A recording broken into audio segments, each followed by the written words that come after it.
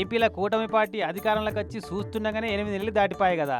ఇక మరి వేసుకుంటా పోతా ఉంటే మన సర్కారు పనితీరు ఎట్లుందన్న సంగతి ఎట్టెరకైతుంది, పబ్లిక్ ఏమనుకుంటున్నారో ఎట్లా తెలవాలని ఇట్లా కార్పొరేట్ కాలేజీలలో చేసినట్టే ర్యాంకులు మార్కుల సెల్ఫ్ డిక్లరేషన్ ప్రోగ్రాం పెట్టుకున్నారట.